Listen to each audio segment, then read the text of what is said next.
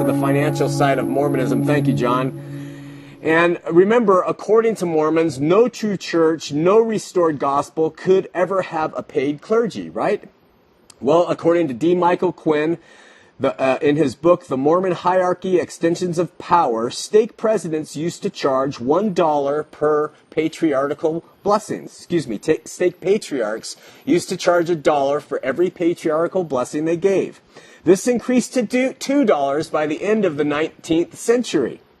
Strangely, patriarchs started encouraging faithful members to receive numerous patriarchal blessings over the course of their lives. That's such a strange thing, isn't it? During Brigham Young's reign, bishops took whatever they desired from all non-cash tithing donations. The LDS used to submit like corn or animals as part of their tithing, and the bishops of the wards were allowed to take whatever they wanted from those contributions. In 1844, John Taylor limited bishops to 8% of the tithing being collected, while stake presidents got 2% of all the tithing collected by the bishops in their stakes. No paid clergy. This was freaking multi-level marketing profiteering, is what this was. In 1888, Wilford Woodruff established set salaries for stake presidents and set up committees to allocate 10% of the tithings collected by the stakes to the bishops of that stake. In the April 1896 General Conference, the First Presidency announced an end to salaries for local officers and to only pay the apostles of the church monies.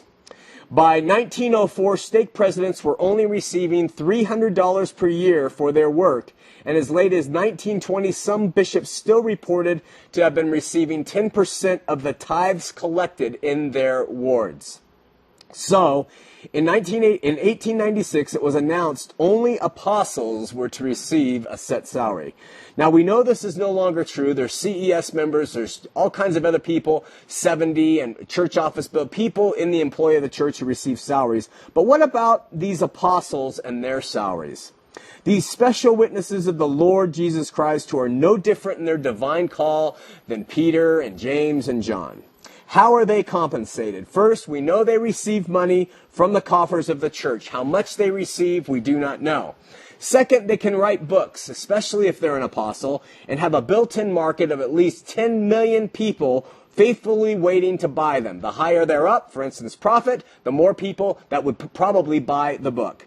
Last week, I said that I would be willing to bet that Thomas S. Monson, current prophet of the LDS Church, was a multimillionaire, but questioned how he would acquire such wealth, having been a non-paid employee for most of his life.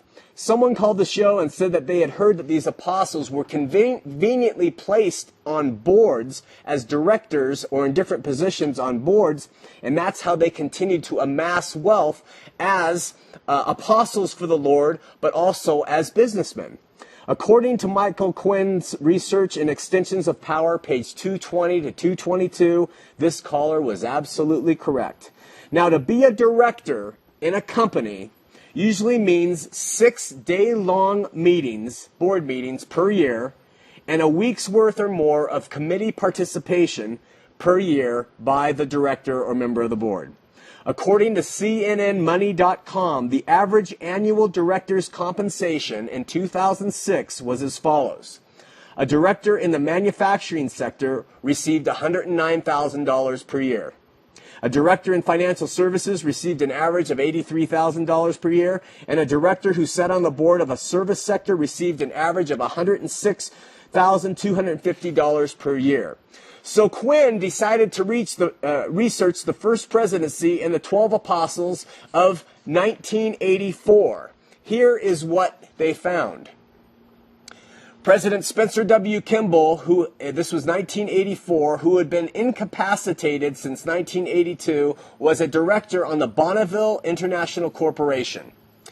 First Counselor Marion G. Romney, who had also been incapacitated for years, was a chairman of Beneficial Development Company, chairman of Beneficial Life Insurance Company, chairman of LDS Social Service Incorporated, director of Bonneville International Corporation, and director of Deseret Management Company. Second Counselor Gordon B. Hinckley who later became the prophet, was the chairman of Deseret Management Corporation Foundation, director of Bonneville International Corporation, director of Deseret Management Company, director of KIRO Incorporated of Seattle, director of Utah Power and Light, and director of Zion's First National Bank, all while they were apostles of the Lord. President of the Quorum of 12, Ezra Taft Benson, was a director of the Beneficial Life Insurance Company. Howard W. Hunter was president of the Polynesian Cultural Center in Hawaii, owned by the LDS Church, director of the Beneficial Life Insurance Company, director of Continental Western Life Insurance Company, director of Deseret Federal Savings and Loan, director of First Security Bank of Utah, director of First Security Corporation, director of Heber J. Grant Incorporated, director of PHA Life Insurance Company in Oregon, director of Watson Land Company in Los Angeles, director of Western American Life Insurance Company.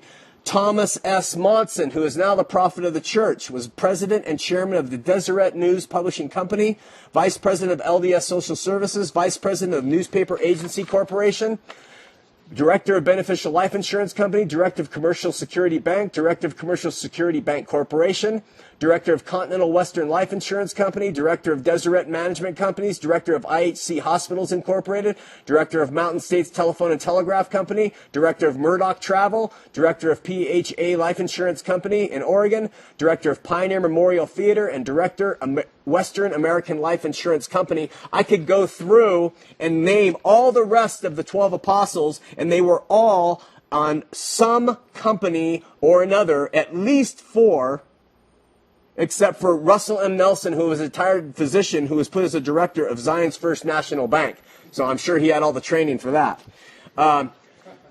Not paid clergy. No paid clergy.